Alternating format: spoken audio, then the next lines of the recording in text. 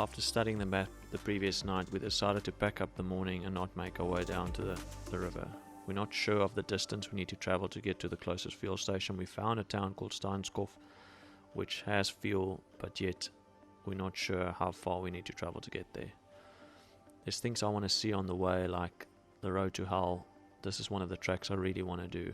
With our field situation, it probably won't be possible for me to go all the way down and all the way up the route again, as it's an in and out track. But for me, all I want to go do is see if it's really as tough as everybody makes it out to be. This route is renowned for its difficulty and people really struggling to get back out. So for me, just to go see what it's all about is worth the in and out trip.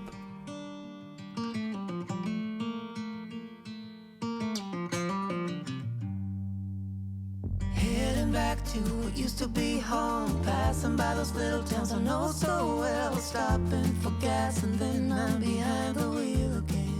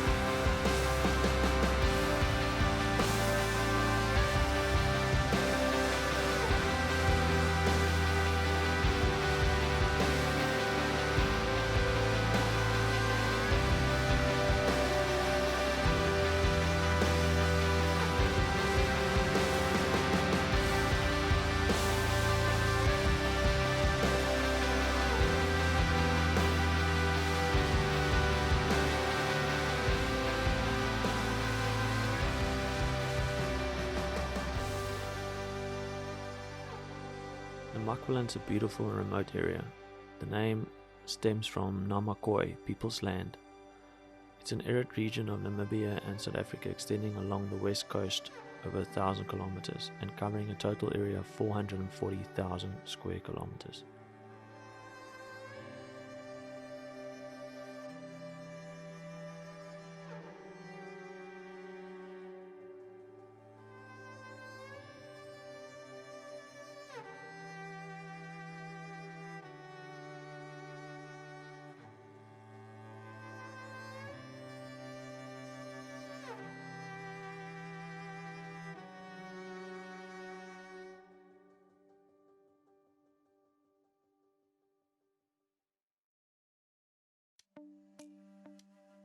It's divided by the lower course of the Orange River into two portions.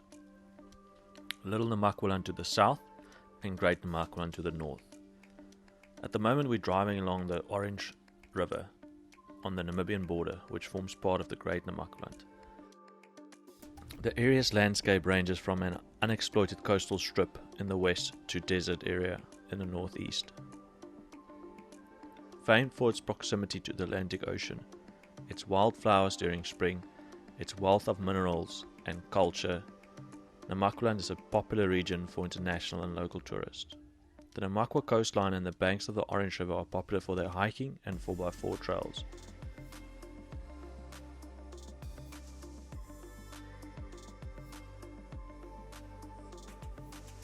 The region is known for its culture and its history, which were preserved by the Nama and the Khoisan tribes.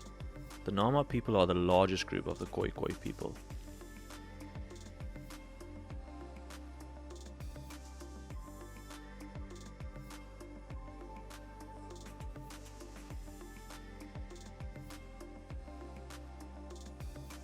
When traveling to this area or this route, you need to be self-sustainable. There's no services, there's no petrol, there's no food, there's no shops. You need to plan your trip properly.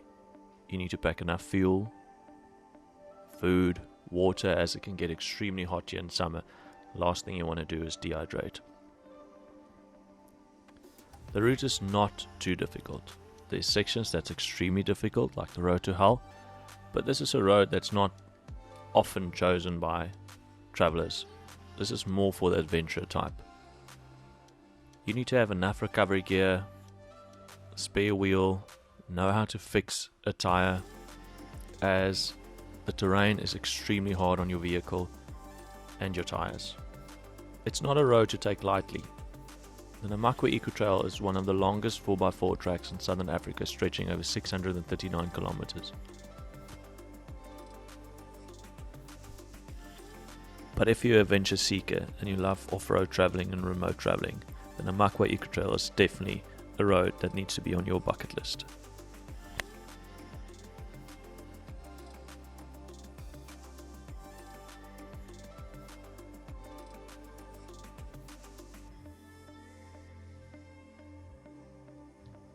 So I don't know if this is the pass everybody's talking about, the difficult section. I don't know if this is it or it's still through the riverbed, or because this doesn't look too bad at all. I mean, I can definitely get the trailer down here and I'm sure I can get it back up here again. No, this is not it, so it's definitely further in. Definitely further in. So maybe I can definitely get the trailer in and out here. Difficult decision. Maybe we carry on and go check it out, see what it's all about. I don't think it's very much further down here. Let's go have a look.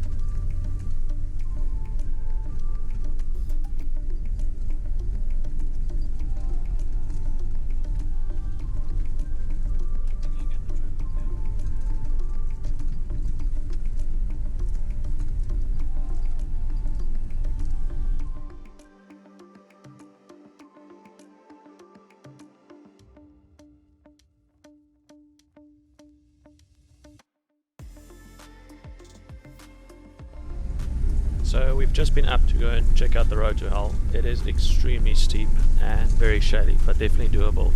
We're not going to go back and fetch the trailer as it's much further than what we thought, and there's no ways we can go all the way back, fetch the trailer, come all the way back, do the route and come back out the route as it's an in and out route, and then make it to our next petrol stop.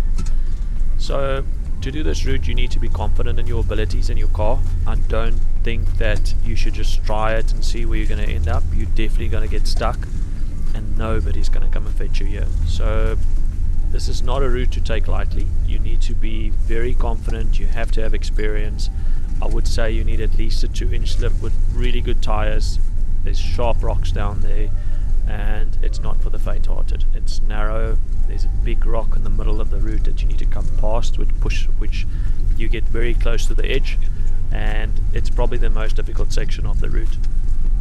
But it's definitely something I want to come and do, so we'll definitely be back and come and check out the road to Hull and even camp down there, because if you go down there, you're pretty much going to have the place to yourself.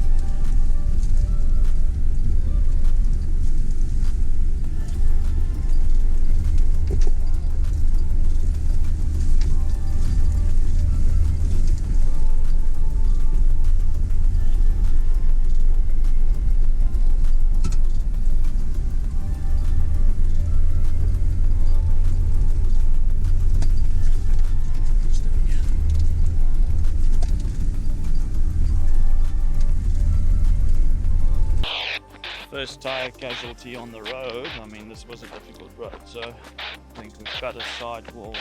William behind me got a sidewall or something, so I'm just gonna walk back and see if I can help him. Maybe we can just plug it. But stuff like this happens. That's why you got to be prepared. You can't just come here and wing it. You need all the recovery gear you need or bring with, because this is really remote, really remote. Nobody's going to come find us where we are now. This is not a road that people tend to do. They just go straight past. So Jeep is up there, almost at the trailer again. I'm just walking back. It is 40 degrees out. It is so hot. But this happens. You just got to deal with it. So let's see what happened with the tyre there.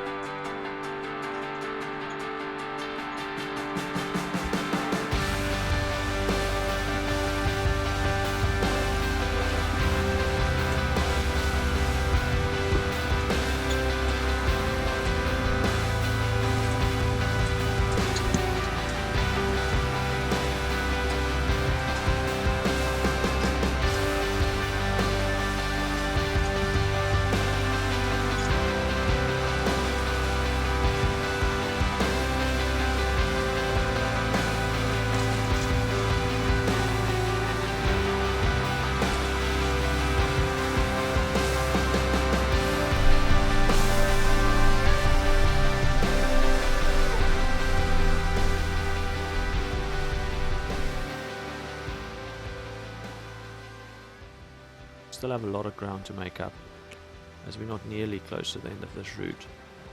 But the scenery is amazing. You feel like you want to get lost in these mountains. Every corner you turn, every hill you cross or mountain you cross, the scenery just gets more beautiful and more beautiful. It's an amazing place to come spend a couple of days. And we will definitely be back to come and face the road to hell.